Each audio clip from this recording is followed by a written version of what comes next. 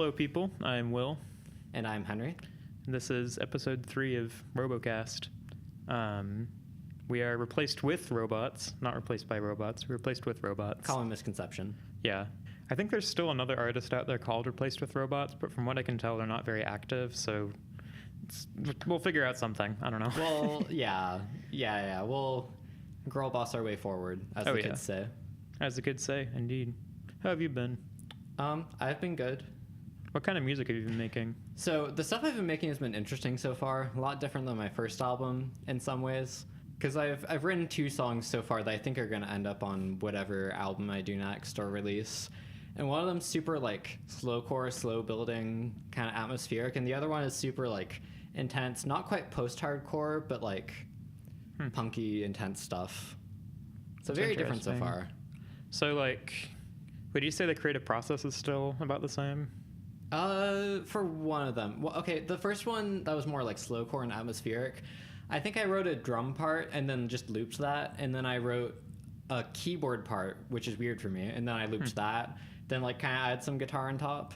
So that was pretty weird for me, but the other one is going along about how I guess when you're I guess obviously it's different for everyone, but I guess when you're starting out an album or a project, you don't have to worry about like consistency in style at first. I guess you can just like kind of start out with like whatever sounds you want, and then later with the other songs that you make kind of try to bridge that gap.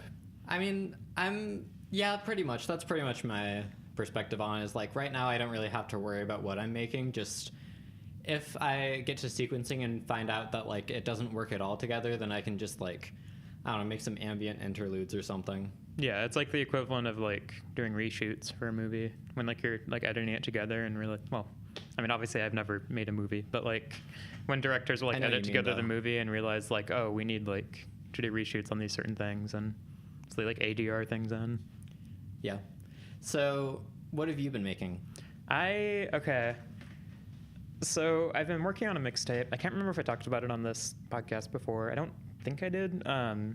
It's a mixtape that is full entirely of like just a bunch of different samples. It's going to be released on Bandcamp, not on streaming because it might get taken down.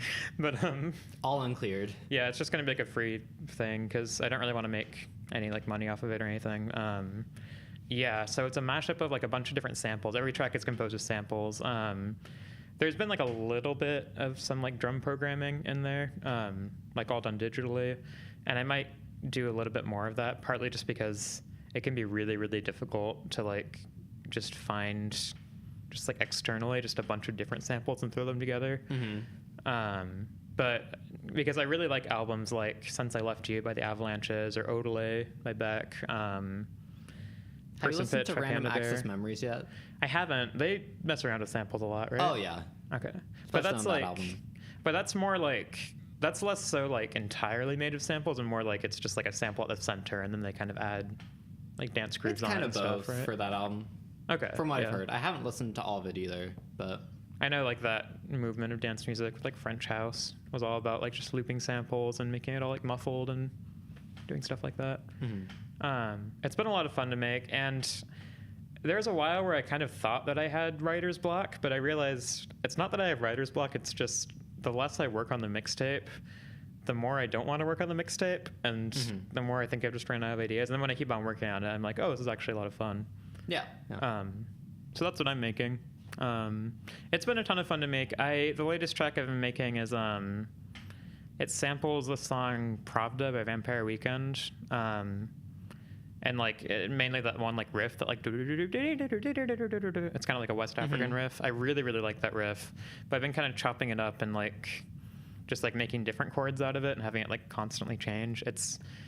It got like so technical that I actually, and I normally don't do this with the music I make, but I actually had to like get out a piano and figure out the chord progression. That's fun. It's a ton. I'm having a lot of fun making it. But yeah, so that's what I'm making. So anyway, these albums we recommended each other. Indeed. The theme of which is folk. Yep, folk music. I don't listen to like a ton of folk music, but I do have like a few select folk albums that I really like. And the one that I recommended to you, Flower of the Soul, is absolutely that. Oh yeah. It was my favorite album from last year. Despite the fact that I didn't see a ton of people talking about it, which I think we talked about last episode, but I really, really like it. It's the debut album by the artist Liana Flores, who's like a Brazilian English folk musician. She had 2 different EPs, but this was her first like full-length album. And I think it's a really, really strong debut album, and it makes me really excited to see what she has next. So what did you think of Flower of the Soul? I thought it was pretty good. I liked it. I've listened to it like 4 times technically. Dang. One of the times kind of doesn't count because it was in the car on a loud road, so I couldn't really hear it super well.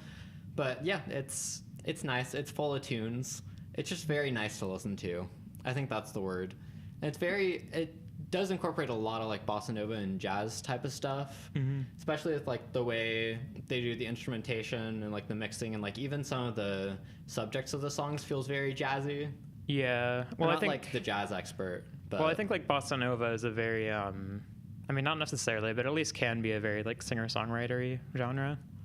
So, but I really liked it. Just everything. I feel like this is the audio nerd side of me coming out, but just like the recording was so clean and perfect, and just everything sounded so like lush and like distinct, and I loved that. And also, yeah, just like the general vibes and like the mix and how it all like came together was really satisfying. I like that like washy reverb that's on all the vocals. That kind of like, oh yeah, that kind of, yeah, it gives it like a little bit of it's like a little psychedelic or a little dream pop or something. Yeah. In particular, I really liked the tracks Orange Colored Day, Halfway Heart, and Butterflies. I really like the way that the other singer, I don't remember his name, the combines feature on Butterflies. Yeah, that's very cool. And then honestly, Halfway Heart just has such a great like chorus melody.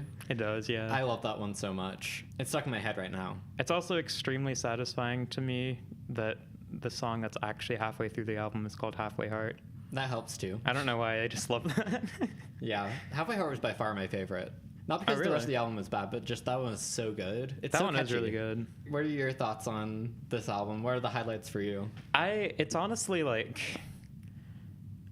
I don't think it's a perfect album, because I think like my only complaint with it is just that like the last few tracks, while still really good, like I think like it's like the third to last and second to last tracks are still really good, but not quite as good as the rest of the album. Butterflies is the second to last one. That's one of my favorites. That one is really good. It's just like I think that all the strongest melodies are in like mostly the first half.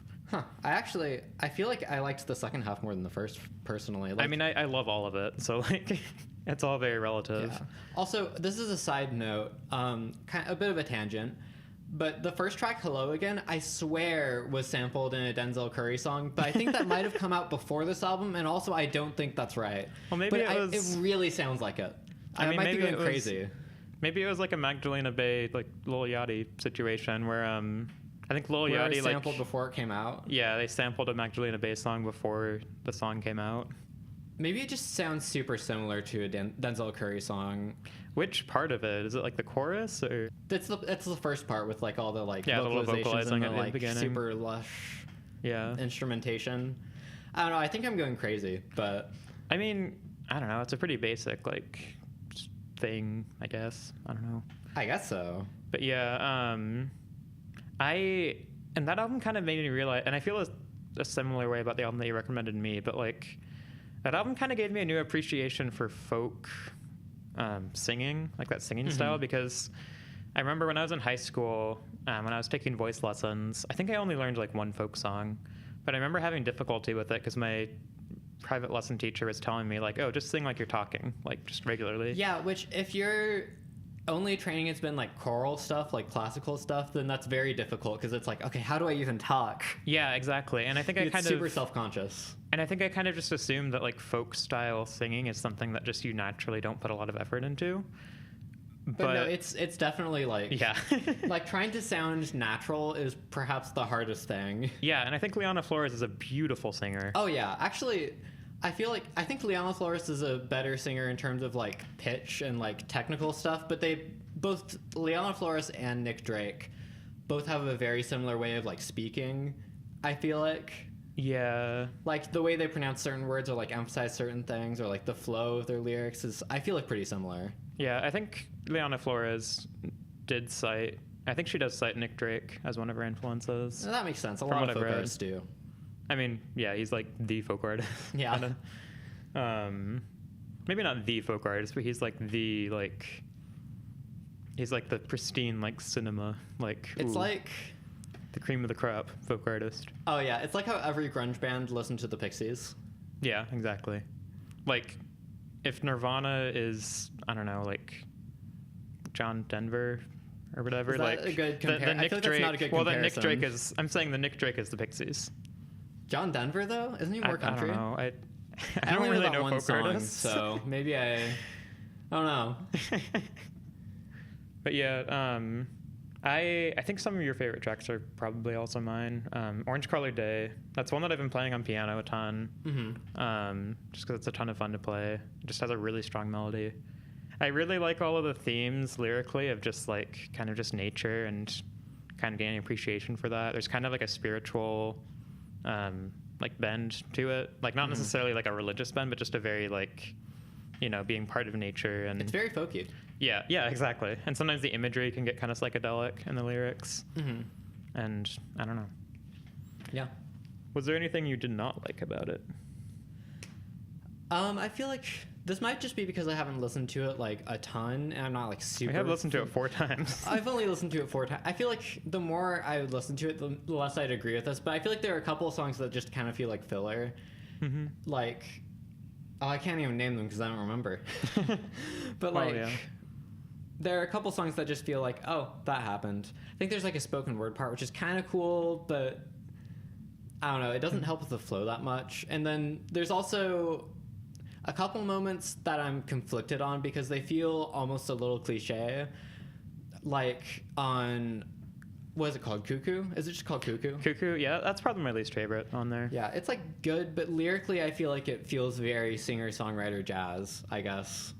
Yeah. I know it's a weird complaint to have for like a singer-songwriter bossa nova album, but Well, I think like, and there aren't any songs in there I dislike, but I think Cuckoo just like, I think the flow just isn't as strong. it just doesn't, yeah. Yeah. But yeah, for the most part, I thought it was pretty good. I will definitely be listening to it again. Nice. We've been talking about this, but we haven't implemented it yet. I feel like this podcast is just like, I don't know, it's like slowly coming into form. Like, I think last episode was the first one with like an actual thumbnail, and Yeah, now we yeah. have a theme song, and we've been talking about maybe doing like a tier list of like keeping up with the different recommendations. Mm-hmm. I don't know. It would be fun to start doing that with like these albums that we're recommending. But I imagine, I don't know, in your like imaginary tier list that doesn't exist yet, I imagine it would be on a tier. Yeah, like it's not like a mind-blowing album for me, but it's one that I'm going to come back to. So that's like, yeah, like B or A. I don't know. Somewhere around there. Okay, gotcha. So what did you think of Pink Moon by Nick Drake? I don't know. What can you tell me about Pink Moon by Nick Drake? That's a good point. I forgot It that I is, do that. yeah. So Nick Drake is a very interesting artist in that he's very much like the Van Gogh type artist. I think it's Van Gogh Whoa. that I'm thinking of. Yeah, he's literally Van Gogh.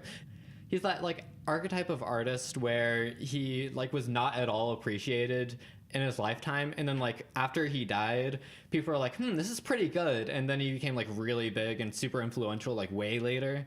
So the whole story with him is that he was discovered by like an A&R rep at, I want to say it was one of the shows, but maybe it was like his friend or something. I don't remember the whole deal with that.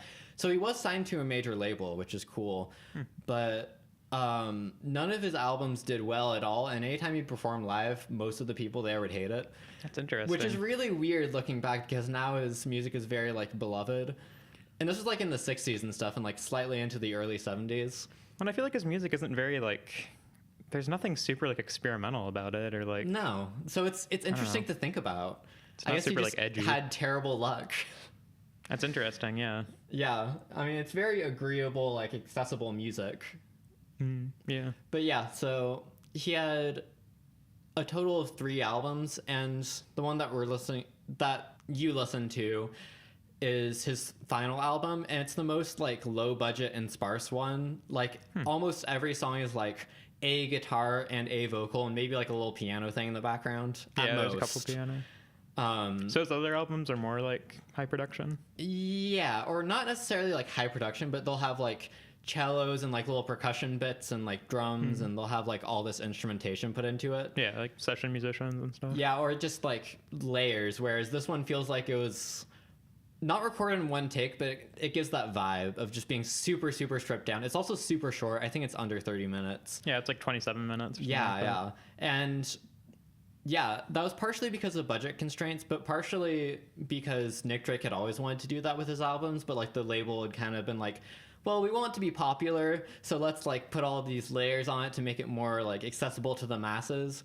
And then that didn't work. So I think by the time he did his last album, they were like, yeah, just do whatever. It's interesting. And then I think like maybe 1 or 2 years after that album, he died. He'd been known to have like some pretty bad mental health issues. I'm not going to get into it too much because it's kind of a dark subject. Yeah.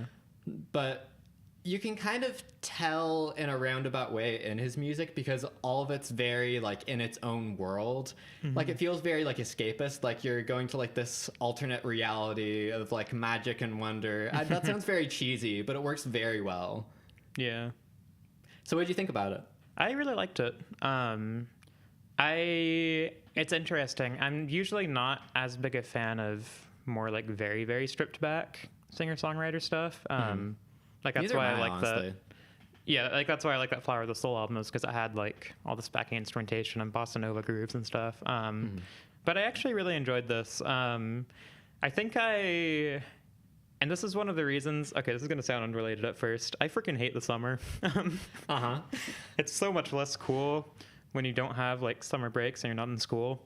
And also living in Texas, where if you go outside, you will die instantly.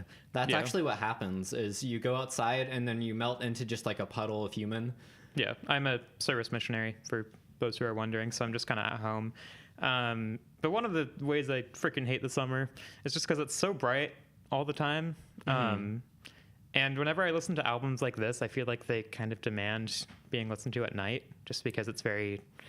the kind of like the atmosphere of the nighttime. It's very nocturnal and very like, I don't know. It feels like it's almost like lullabies. Like it's like he's, I don't know. It feels like he's playing it on like a moonlit night or something.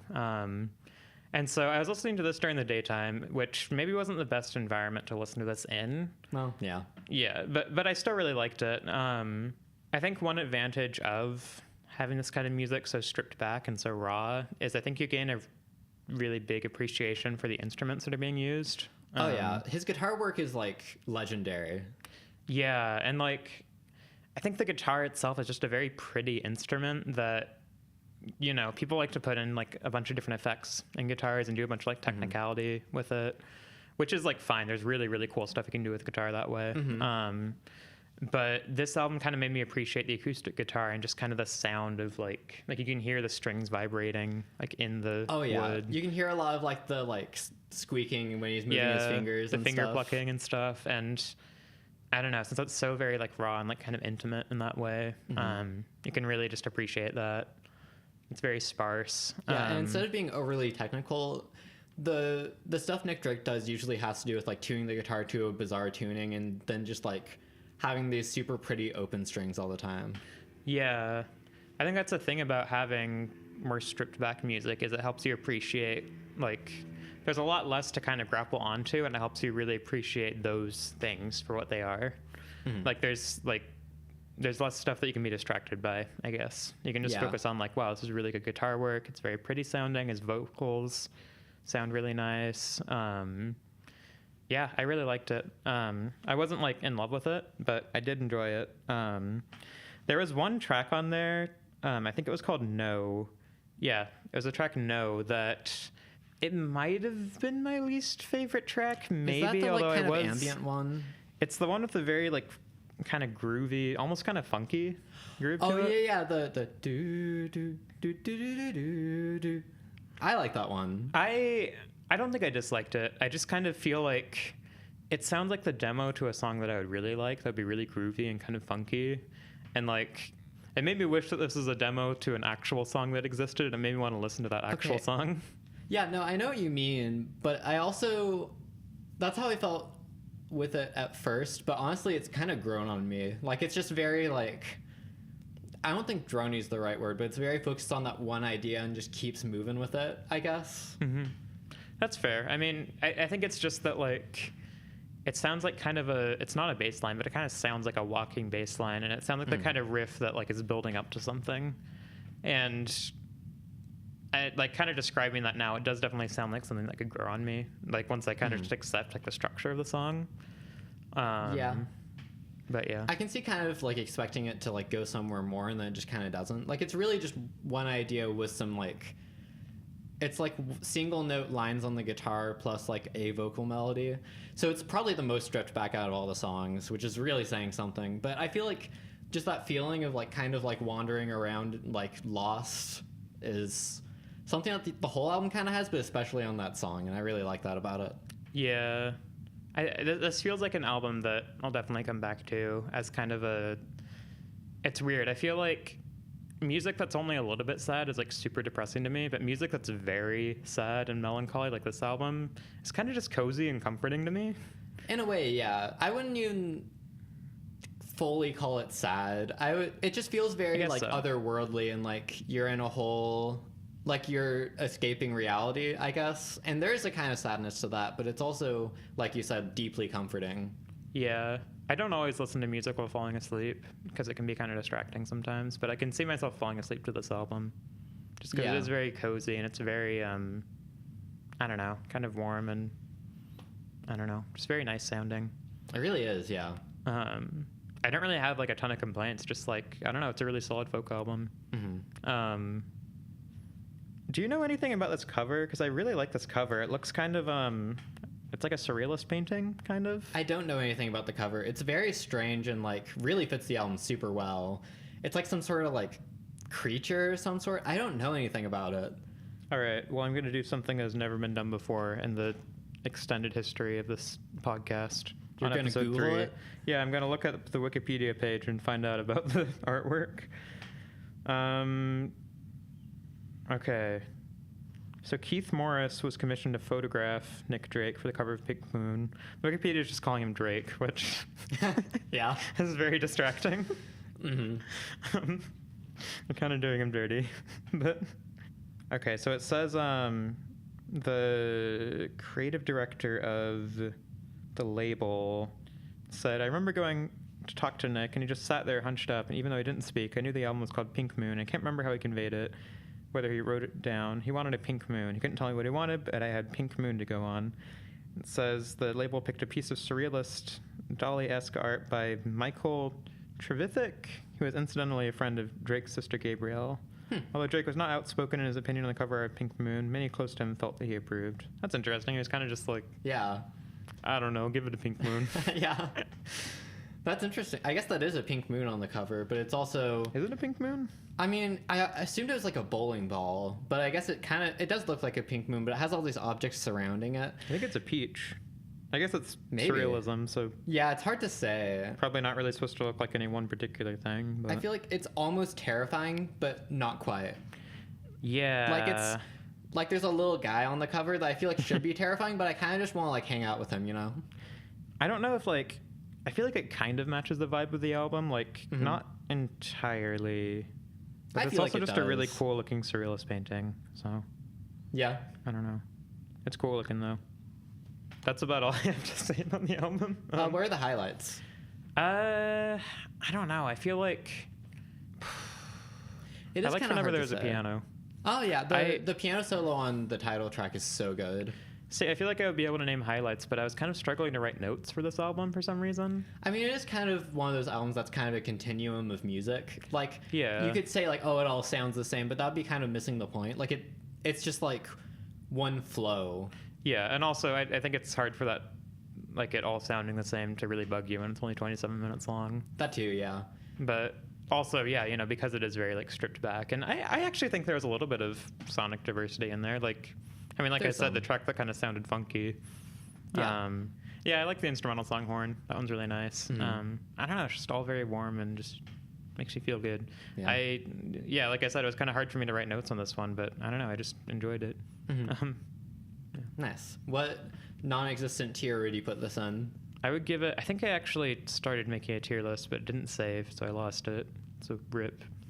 I might like it like a little bit more than this album, but I would still put it on the same tier for some reason. Probably on the same tier as that Slow Dive album you recommended me.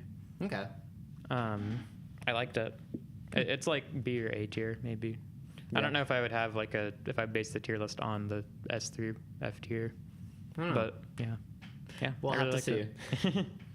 So it's your turn to say what the next theme of our recommendations are. It is. And okay, there's a couple different ways you could go like theme wise with this. I know what album I want to recommend. I'm thinking Person Pitch by Panda Bear. Okay. Which I mentioned briefly earlier. It's an album that is like either my favorite or second favorite Animal Collective related album, depending on how I feel on Merriweather Post Pavilion. Okay. It's an album that's made like entirely out of samples, but it's one of the only. It was like one of the first albums to be made entirely out of samples, but like almost entirely. There's some vocals on there. Yeah. But it's one of the first albums to do that, but not in like a hip hop context. Like it's kind of borrowing a hip hop style of production, but it's doing it to make like more of a kind of stripped back. I don't know, just kind of like psychedelic pop sound. That's cool. So you could make the aesthetic. It would depend on what album you want to recommend. You could probably either do like kind of like minimal pop, I guess, or you could do like sample-based music. I don't know if you listen to that much sample-based music, but I listen to some. I'll have to think about that. Well, you will have to think about that because I guess so. I'm gonna need to come up with a recommendation. Indeed. Let's see. If we're doing sample-based, I have like one main recommendation, and you've heard songs from it. I'm going to recommend Everyone's Crushed by Water From Your Eyes. And this is one that I think I've played a bunch of the songs for you already. So yeah, I've heard a bunch of different Water From Your Eyes songs, but none of them sound like the same band, which I'm really intrigued by. So I'm really excited for you to listen to this one all the way through because I think you're probably going to like it a lot. I'm guessing this is like self-sampling, like they make their own samples. For the most part, yeah. Yeah, there's a lot of like, not to spoil things for the next episode, but it's a duo, and their producer, Nick... Oh, it's a duo? Yeah. And their producer, Nick Amos, does some wild stuff on, especially this album, with, like, doing, like, microtonal stuff, and I'll talk about it next episode for sure. Okay, I am very intrigued. Like, I'm actually really excited to listen to this one. I'm excited to listen to Person Pitch, since that's kind of like a classic. I really like Person Pitch. It's so good. All right. Well, it's been fun. Make sure to smash that subscribe dislike button. Oh, no, yeah, wait, that's the wrong one. Be sure Sorry. to dislike and then leave your... Make sure to smash that settings button so you can learn about all the like stats and turn on closed captioning. And be sure to comment your favorite dinosaur. Yeah, be sure to save this to an entirely new playlist. In fact, you should save all of our episodes to individual playlists. We actually have a playlist for this podcast on our channel, but you should make a new one. Oh, yeah. Just for you fun. need to make playlists with only one video. If there's a bad on each of episode, you them. can just remove it. Exactly, yeah. And we'll remove it if you ask us to. Oh, yeah. We'll delete our entire channel. We'll delete our channel, yeah. Oh, yeah. And on that note, you want to hit us with an absolutely baller outro. Oh, yeah. What am I doing? That's an amazing outro. All right, see you guys.